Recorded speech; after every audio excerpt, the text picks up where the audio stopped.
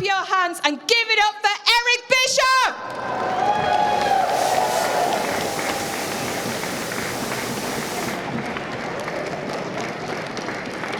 You can do better than that, Liverpool. Come on.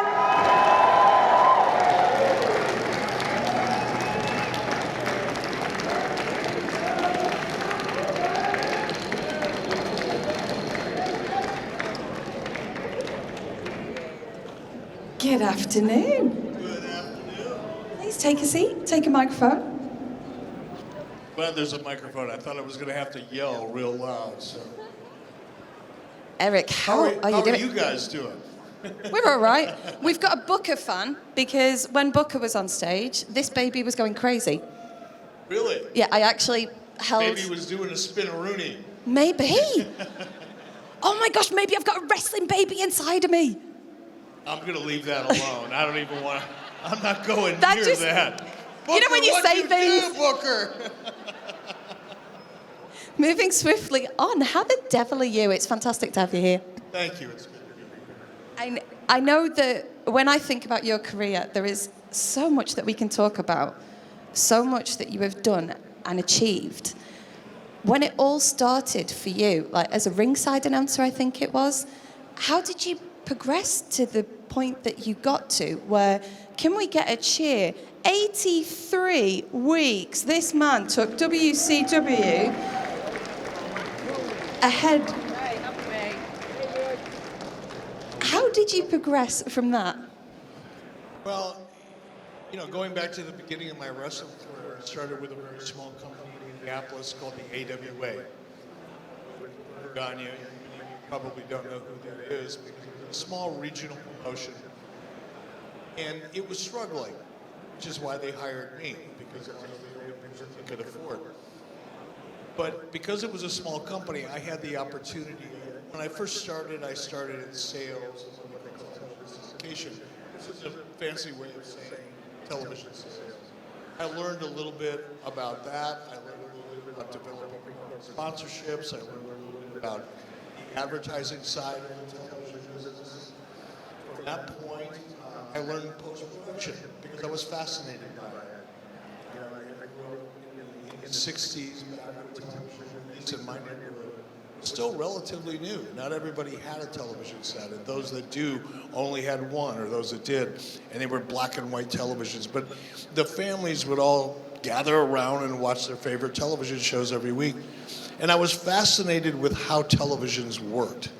It's a little bit like a microwave oven today. Everybody has one, but hardly anybody knows how they work. You just put your food in it, press a button, and it gets hot, but nobody knows how or why. And that's the way television was for me. And when I had a chance to work in the AWA, I got to learn about how television actually was produced and put together and how it ended up in people's homes. So I learned sales, I learned syndication, I learned production. I eventually ended up in front of the camera. I promoted live events. You know, one of the first events that I ever promoted as a young promoter had Shawn Michaels and Marty Jannetty, you know, on the main event. So I got to learn every aspect of the business. So fast forward in WCW, I had a pretty broad base of experience, which allowed me to kind of progress up the corporate food chain pretty quickly. And progress you did, because some people might say that you were really instrumental in changing... I'm trying to think how to say this. You were instrumental in changing the attitude of WCW, the way that people saw it. Like, how did you come up with these ideas? I was forced into it, really. As president of the company, I had a meeting one day with Ted Turner, who is obviously the head of Turner Broadcasting. I went into that meeting, and presumably, I want to make sure I make eye contact with everybody over here, so I'm not ignoring you. And if you don't mind, I have to stand. I can't talk sitting down. That's just not me, if you don't mind. I got to move around a little bit. I feel so much better already. I've been sitting over in that corner all day long. I need to stand. In that meeting with Ted Turner, he asked me a question. and he said, Eric, what is it going to take for WCW to be competitive with the WWE, WWF at that time?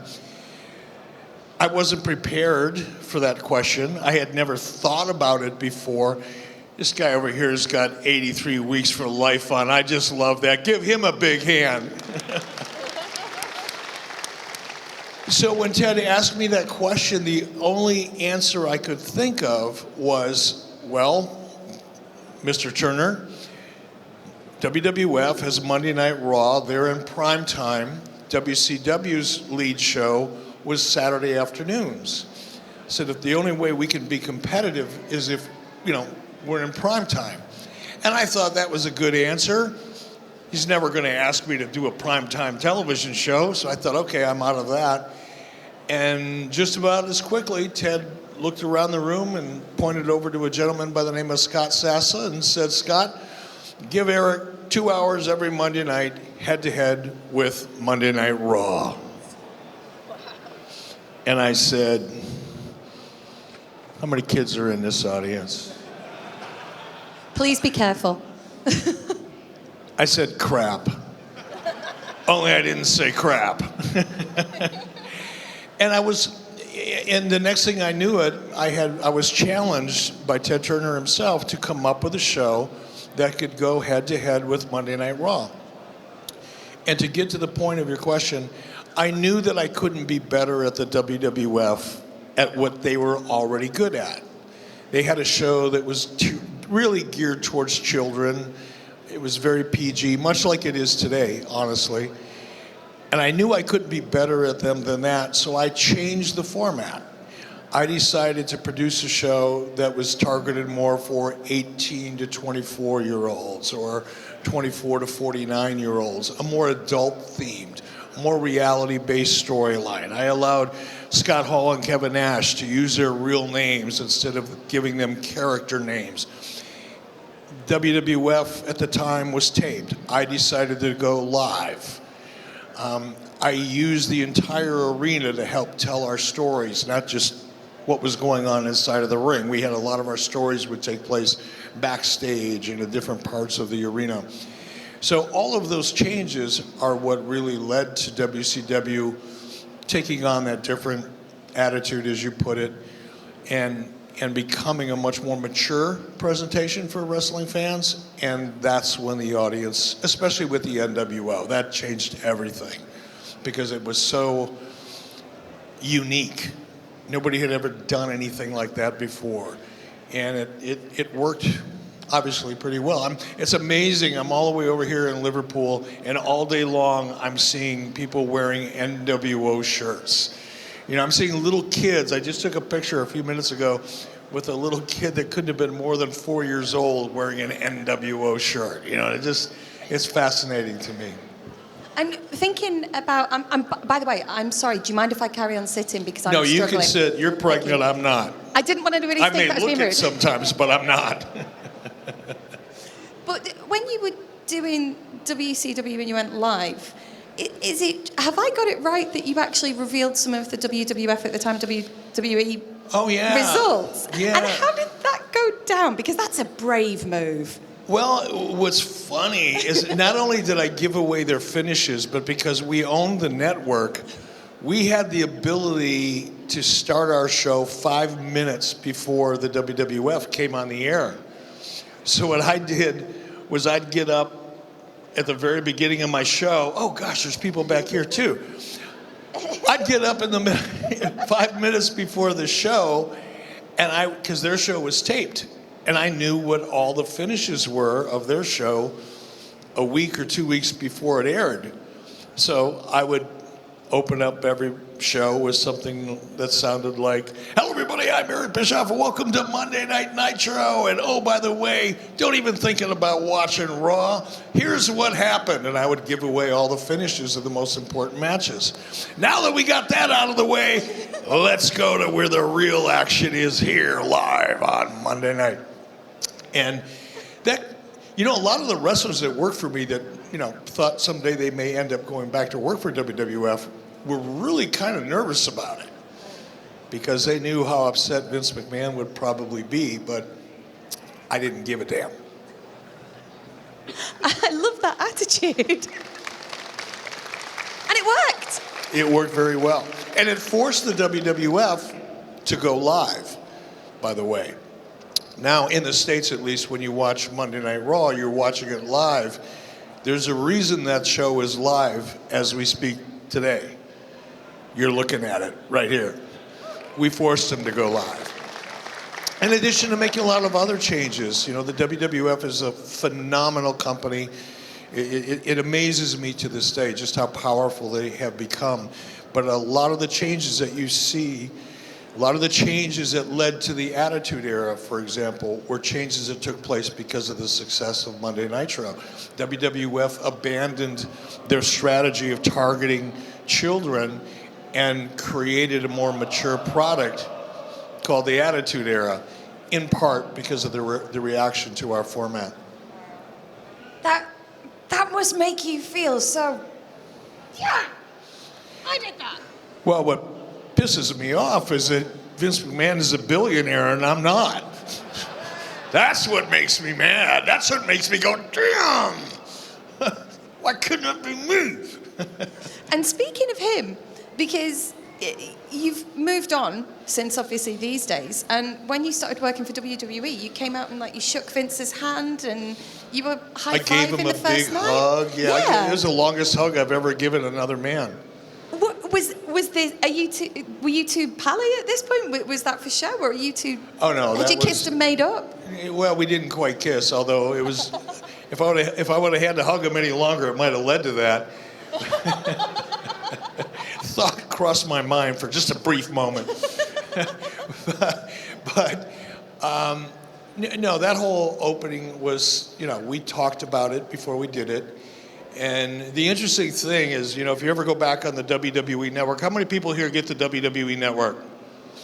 Including me. I love WWE Network because it's a chance for me to go back and see nitros and pay-per-views and things that I forgot. You know, I've done about 5,000 hours of TV, so it's easy for it all to just kind of run together. But I love going back to the network and watching a lot of it. But when I was out there hugging Vince McMahon, you know, I said in his ear, I said, Vince, that feeling that you feel in your feet right now, that's a whole bunch of people spinning over in their grave. Because nobody thought this was going to happen. We kept it secret, and it was just a ton of fun. So much fun and so much entertainment, wouldn't you say, that has like come out of your reign, shall we say? You know what the most fun part is, and I don't know if Booker's still here or not. I can't see that far without my glasses. But Booker was the first person when I walked through the backstage area, one of the first people that I actually made eye contact with. And again, if you go back and watch that on the network, the look on Booker's face was absolutely priceless. It was just awesome. Everybody, and the rest of the audience, or the rest of the guys backstage too, and you know, the looks, you know, range from, hey, I can't believe it's Eric, to, I can't believe it's Eric. It was great. There are so many of you here, and this guy is a legend. I'm sure that there must be questions in the audience, so we've already got 3 hands up. Do we have a microphone? Please. James has a microphone. Is James going to come out with a microphone? James is coming. He's coming slowly. Just had to switch it on first. There we go. James is everybody. now sprinting over. Give James a big hand. Cheer him on. Hi, Eric. I'm Terry from Liverpool. I saw you a few times briefly today. When you became the Raw GM in 2002, how much were you allowed to get involved, like on the creative side of things, or were you just, told to do what Vince told you to do? No, when I talked to Vince McMahon about coming in to WWE, Yeah. he asked me. He said, "Eric, is there anything you won't do?" And my answer was, the only thing I won't do is move to Stamford, Connecticut. Other than that, as a talent, I'll do just about anything you ask me to do. There's nothing I'm afraid to do. But it was clear that I was there as a talent. It was abundantly clear that no one was really interested in hearing what I had to say about creative. And I was fine with that. I was kind of tired of of that pressure at that time. And they didn't need me, quite honestly. They had great creative. They had Brian Gewirtz, who was a phenomenal writer, and they had a great writing team. So I was, frankly, much more excited about being a talent than I was anything else. So I showed up just like everybody else on the roster, and I was told what I was going to be doing that evening, and my job was just to do it as best I could. And I was very happy with that.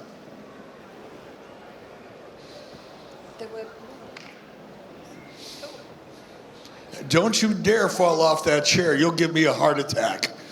I'll try not to. Hi Eric, I'm Stu from Newcastle.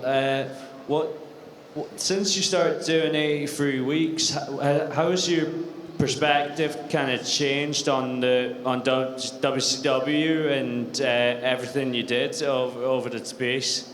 That's a great question. How many of you here listen to the podcast 83 Weeks? So that makes me feel great. That was worth a trip over just to see that. You know what? It's funny when Conrad calls me at the beginning of the week or the end of the week and says, okay, here's what we're going to talk about on next week's episode. I have to go back on the WWE Network, and if we're talking about a specific pay-per-view or a specific Nitro, I have to go back and watch it. Because I can't possibly, I've produced about 5,000 or 6,000 hours of television in my career, and it all kinds of runs together. As a fan, you remember a specific moment or a show or a pay-per-view or sometimes even a finish.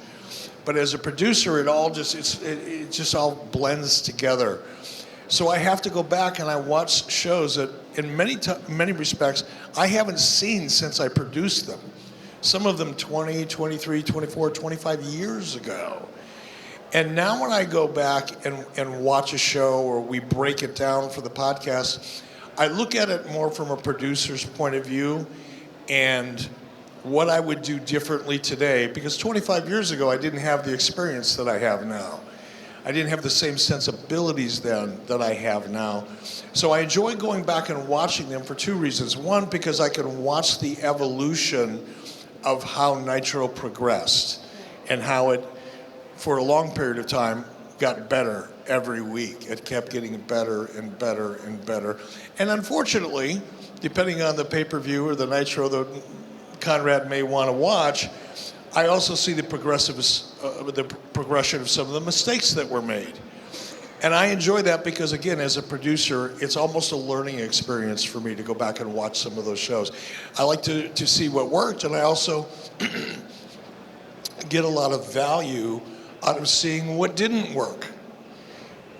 And sometimes, I tell this to my kids all the time, don't ever be afraid of failure.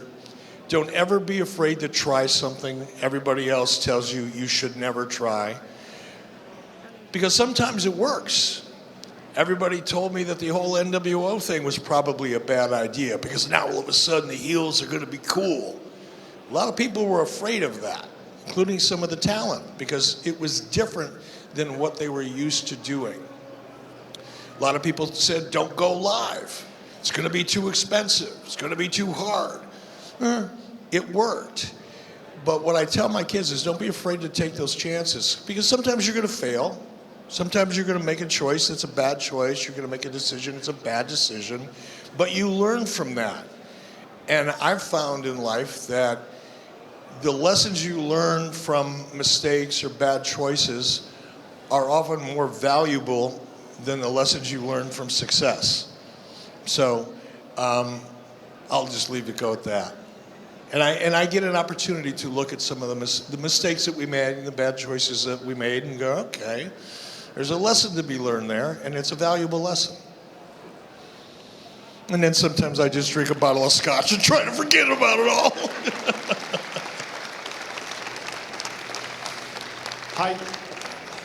Hi, Eric. Where are we? Wave. I'm here, Eric. Oh, my gosh. I thought my eyes are really bad. I'm out here and everybody's waving. It's an absolute pleasure to be talking to you today. Thank you. Really, really big fan. You mentioned earlier on how you were committed to making WCW a bit more edgier and a bit more controversial. And I remember a few times you and Vince talked about, or yourself talked about, going one-on-one with Vince McMahon. My question is, how close did you guys get to that becoming an angle, or was it ever an idea of you and Vince actually stepping inside the ring? No, that's a great question. And again, I say this a lot of the podcast, context is king, right? You have to kind of go back and put yourself in that specific period of time. And if you remember, I had fired X-Pac, Sean Waltman. He had gone back to WWF. Then they came up with with DX and the whole invasion and all of that kind of stuff. Well, my reaction was to say, hey, look, Vince, don't send DX over to do your dirty work. I'll challenge you to a fight. You want to make a point. You don't have to try to sneak in the back door of an arena during the middle of a television production. I'll just meet you right here in the ring. And I was serious about it. And a lot of people like Hulk Hogan and Randy Savage and people that knew Vince said, man, that's a bad idea because he's crazy enough to show up and kick your ass. And I thought, well, okay. And that might hurt for a while, but it'll be great TV.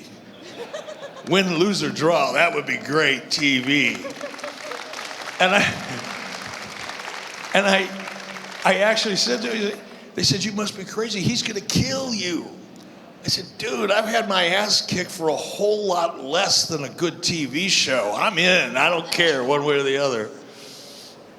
It would have been great, wouldn't it? Can you imagine that? That's what we would have all been talking about today.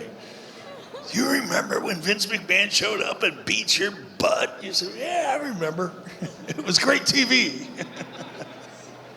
Hi, Eric. Where are we? Here, in front. Oh, there we are. What's one piece of advice you would give AEW to be competitive with WWE? That's a question I get a lot. And what I'm about to say is probably not going to come off the way I want it to, but I'm just going to be really direct about it.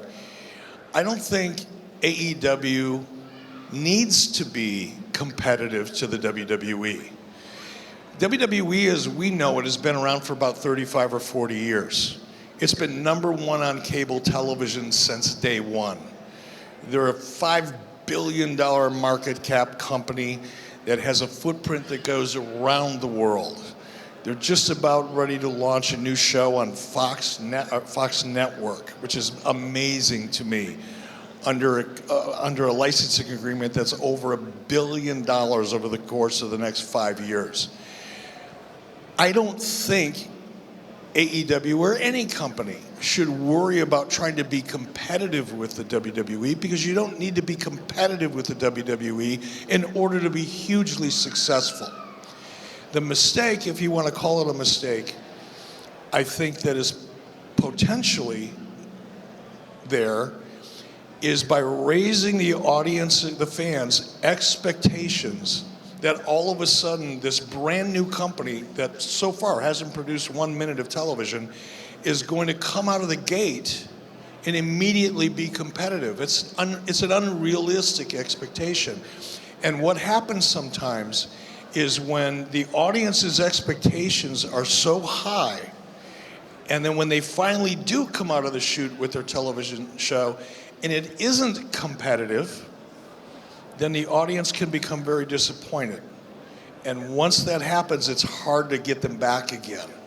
So what I would encourage all of you is support AEW, be as excited about it as you can be. I'm seeing a lot of AEW shirts here today, and it makes me happy to see it because they've done a great job creating a buzz. But the best things I think that you can do as fans is don't expect them to be competitive. Hope that they're going to be successful and support them. But I just don't think it's realistic anytime in the near future to be competitive with a company that's been successful for the last 35 years as a startup.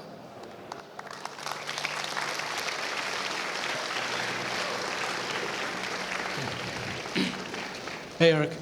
You said that Ted Turner gave Scott Scasser a mandate to give you 2 hours on TNT, but Nitro was actually only 1 hour for the first 8 months.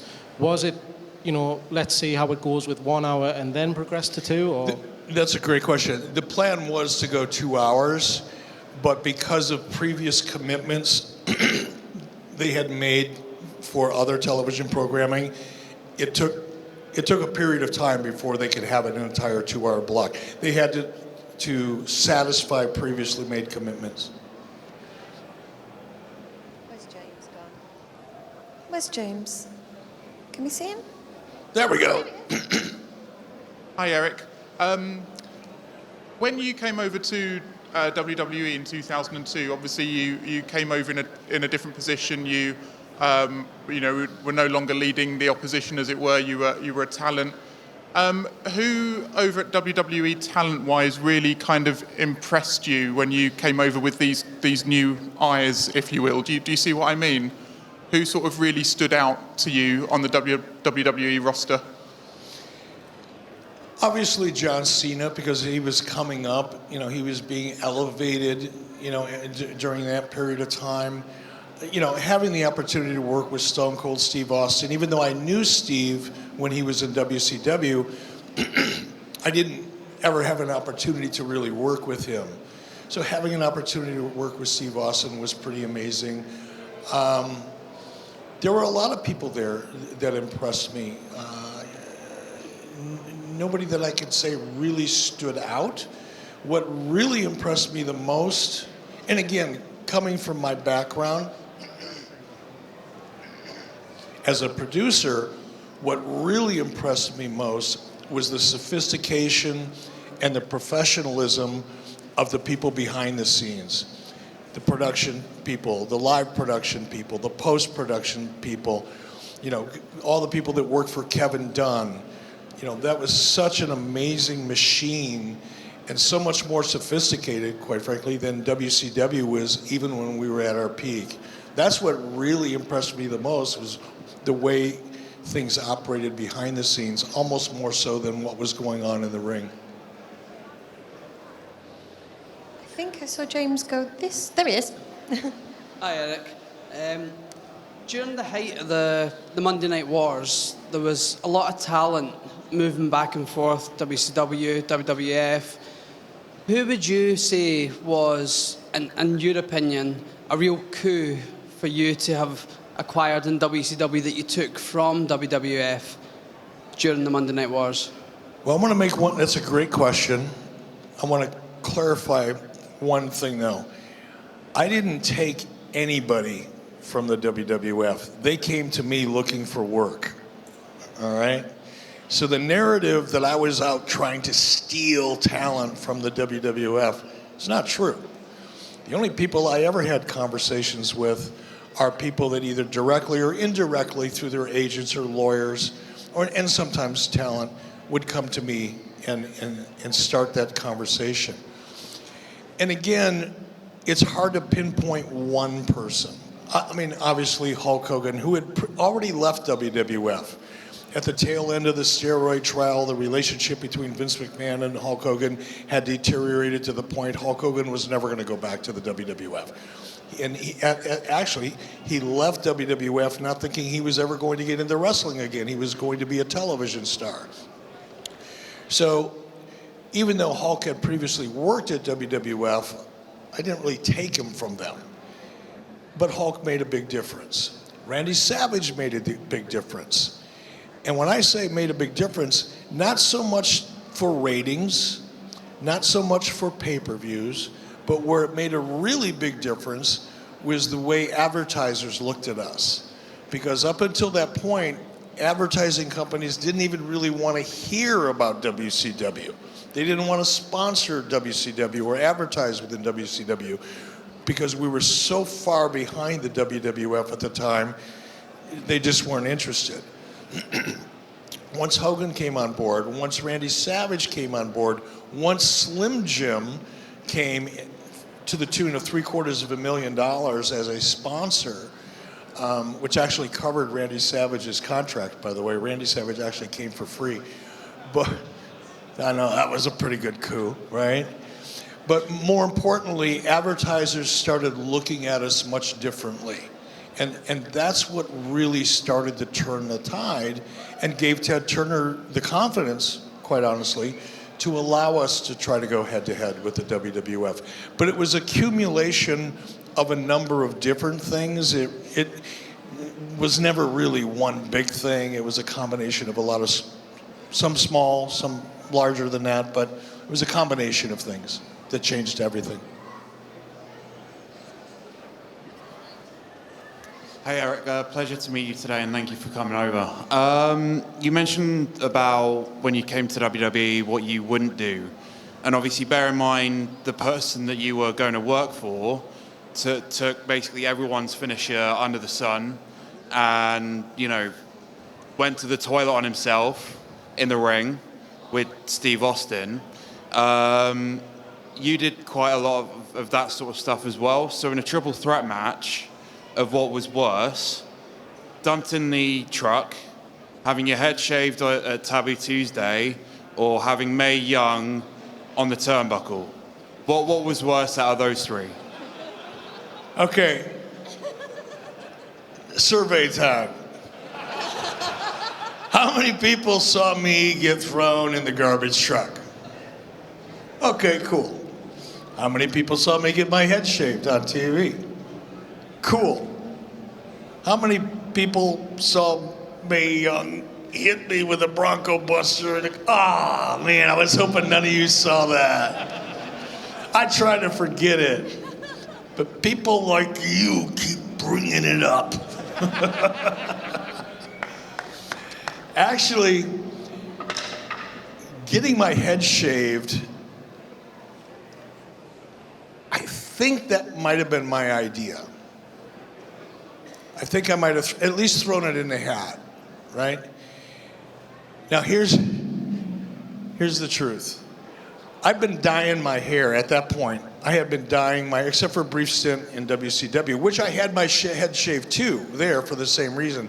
I got tired of dyeing my hair. My hair grows, even to this day, about 1/4 of an inch a week.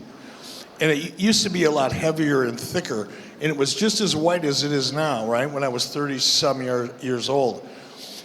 But because my hair grew so fast and it was so long and heavy, as soon as it would start growing out, I had this silver streak going right down the middle of my head. I looked like Pepe Le Pew, the cartoon skunk. And I hated that. So it was kind of my idea, because I thought, well, if I shaved all this off, then I can just grow it out and never have to dye it again, right? So I think that one might have been my idea, so it didn't bother me at all. I was kind of happy it was going to happen. Getting thrown into the garbage truck was not my idea. However, I liked it because I knew it was time for me to leave. I had been with WWE for a long time. I had played that general manager role for quite a while. And the thing about a general manager is, you know, I'm not a wrestler. And because I'm not a wrestler, there's a limit to how much or how many different ways you can tell a story with a character like that.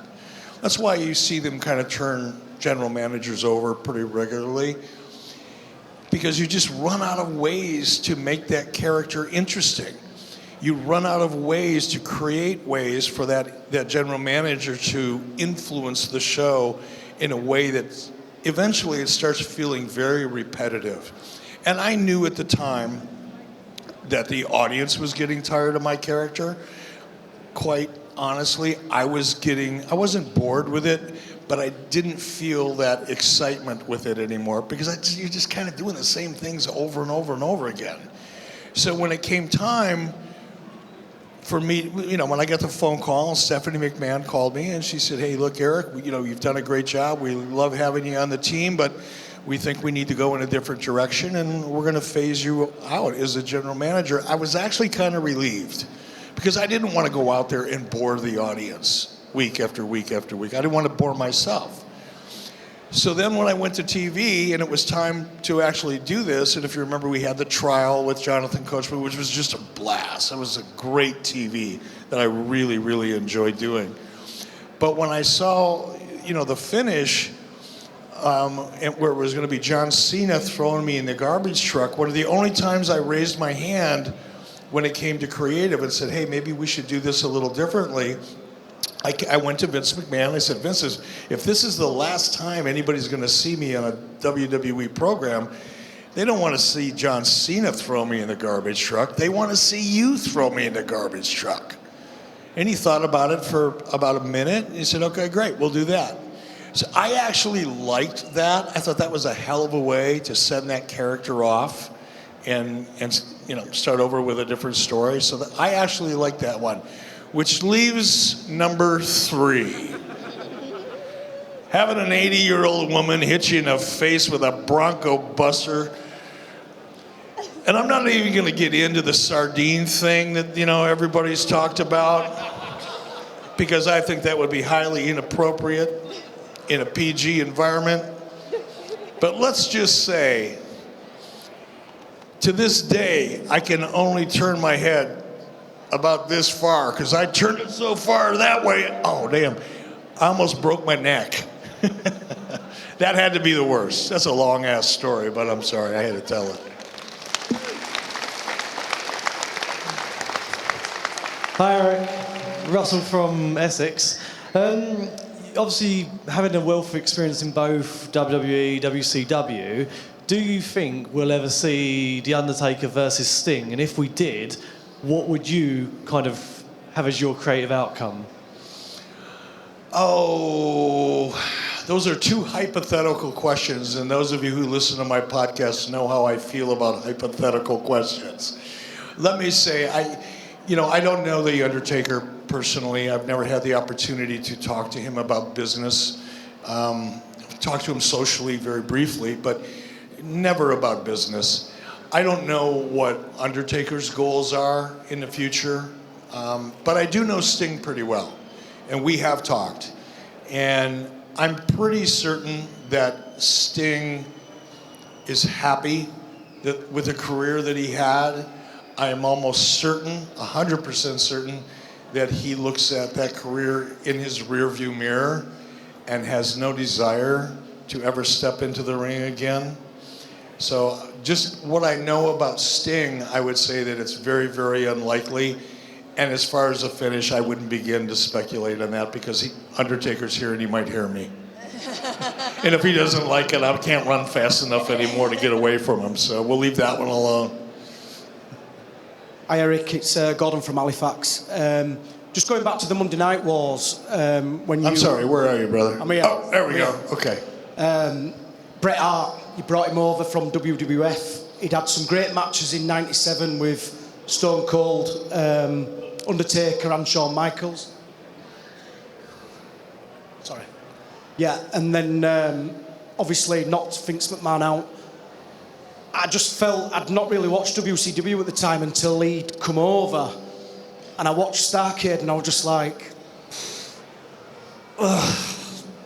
Do you know what I mean? He was like the hottest wrestler in the world, and he were refereeing between you and Larry Zbyszko. It was just like, and I tried and tried and tried, and I watched WCW for about 6 months, and I just couldn't watch it.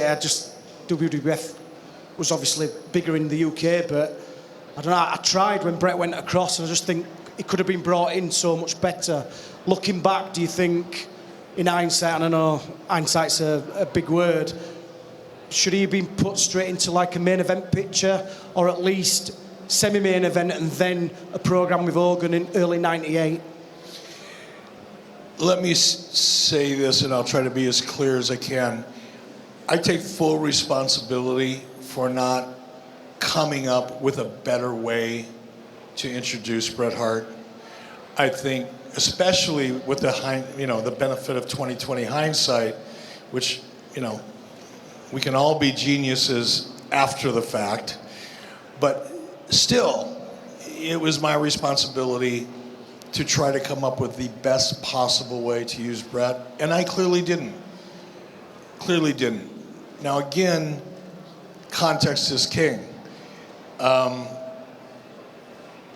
We had a lot going on in WCW at that time, and I thought at the time that bringing in Bret a little more slowly and trying to develop anticipation as to what he was going to do and to work him into a storyline, at that time, I thought that was the best thing. Clearly, it was a mistake. Can't defend it. It was what it was.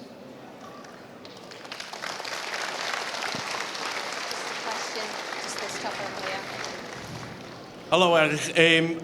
Talking about Kevin Dunn, what you mentioned before, and his team around him, do you think now that they're going to Fox for SmackDown, do you think that may give them a chance of winning a TV Emmy award for WWE, which is sort of similar to what has happened here with the BAFTAs in terms of sport? Horse racing has won a BAFTA now.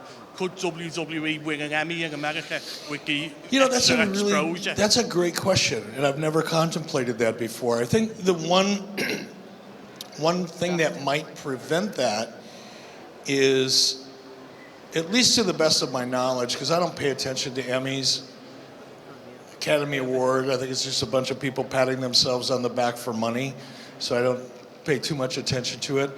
But the Emmys generally have categories: drama, comedy, musical, that type of thing. And that's always a hard thing about professional wrestling, or, sorry, Vince, sports entertainment, is that it doesn't fit into any one category.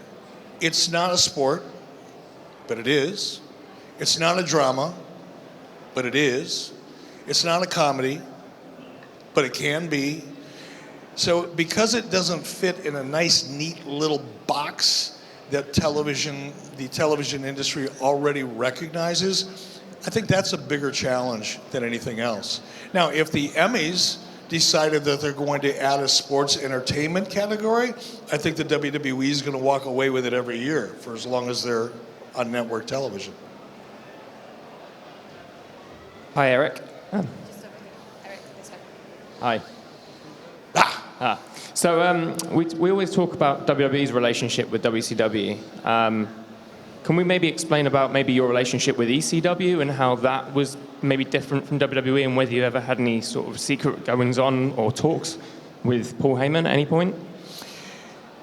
No, there's a lot of narrative, or there has been a lot of narrative over the past 25 years or 20 years about ECW and WCW. ECW was not on my radar, and I don't mean this in a derisive way, or I don't mean to make this sound like I'm disrespecting what they did, but keep in mind that ECW didn't get cable television until sometime, I think, in 1999 or 1998, when they landed on the Nashville network. Prior to that, they were on a small handful of stations at 3 o'clock in the morning, and unless you were sitting on the top of your house, wrapped up in aluminum foil, holding an antenna up in the air, you couldn't even get it. I certainly couldn't get it where I lived. It was on channel like 92 or whatever it was in the middle of the night. So I didn't watch ECW. Now, some of the people on my team did. Kevin Sullivan certainly did. I think Terry Taylor probably watched it occasionally. So I'm sure there were people on our team that was fairly aware of it. I wasn't. Again, when people from ECW would come over to WCW and talk about coming to work for me, almost all of them, if not almost all of them were coming over because they weren't getting paid. It was a don't worry, the check's in the mail kind of thing for almost all of them. And that's not a criticism of Paul. Paul was launching his own company, largely using family money. It was until the WWF started funding him. But there was really no direct relationship with him whatsoever. I'd known Paul for a long time. Paul and Heyman and I used to work for Vern Gagne at the same time in 1987 and 1988 in Minneapolis. So I had known Paul for a long time before I even went to WCW. But there were no secret meetings. There was no, under the table trying to kayfabe everybody about things that are going on. He would just have people come over, not he, but people would come over from ECW to WCW looking for work because they needed to get paid. It's as simple as that. Now, there were a couple of instances where we had conflicts, and I remember sitting down with Paul Heyman one night in Orlando, Florida, at dinner, and we sat down and tried to talk our way through those problems and issues to see if there was a way to work it out. But there was never any, super secret, covert, clandestine dealings between us. There is time for just one more question. It's just over Eric, here. right in front of you. Howdy. Jeff from Australia. Question for you. You often talk about how NWO is timeless and it spans generations. Who do you think from the current roster has the attitude to be able to pull off moving into NWO if it was to exist right now? Well, I think the idea of an NWO would have to be different today than it was 20 years ago. 20 years ago it worked because culturally we were all different people. And it was the first. I think now it would have to feel different than it did back then. But I'm asked that question frequently, and it's a little bit like casting a movie. You know, one of the reasons the NWO, there's a lot of reasons it worked, but I think one of the biggest reasons it worked is because the chemistry between Hulk Hogan, Kevin Nash, and Scott Hall just was perfect for that time. They were irreverent. They had their own way of doing things. They were a little bit of anarchy involved in the way they approached things. So you'd have to cast that team today, like I said, differently. I don't know. I would pick, look, I don't know how popular this is going to be, and I may be revealing how out of touch I really am when it comes to the current product, because I am. I like Dolph Ziggler as a character. I think Dolph has that ability to be funny as hell. He can be irreverent, he can be funny, but he's also credible, and he can be dangerous. And I like that fact that he's got that depth in his character. He would be, it's hard to point out who exactly he would be like within the original NWO, but to a degree, Scott Hall. I think he's got a little bit of that character in him, or could. I like Roman Reigns, and I know it's a controversial choice, but I think Roman Reigns, given the right opportunity and with the right backstory and the right setup, I think Roman Reigns could be that Kevin Nash type of character. The serious, the guy that does all the heavy lifting, to a degree. And as far as a Hulk Hogan type character, that would be a tougher one because there's nobody really out there today that could, that's been a babyface forever that could turn heel and have that kind of impact. That would be a tougher one. I'm not sure how I would cast that. I'd have to really give that one serious thought. Any from where? Becky Lynch. I'd have to toss Becky Lynch in there. She's a badass. I can't say enough good things about Becky Lynch, by the way. And here's what's cool, and I know I'm probably going over my time, and I apologize for that, but I want to say this. I don't watch a lot of WWE. I drop in on it. I catch it. I'm interested in it. But I can't sit and watch 3 hours of anything. I just can't. But I started noticing Becky Lynch, not on television. I started really paying attention to her because of what she was doing in social media. And she has been doing such a phenomenal job sharpening and refining her character in social media that she compelled me to start watching her on television. And I just love what she's accomplished. I think she's the closest thing to Stone Cold Steve Austin in the last 15 or 20 years that I'm aware of. And I love her character. So I'd have to throw in a mix one way, shape, or form.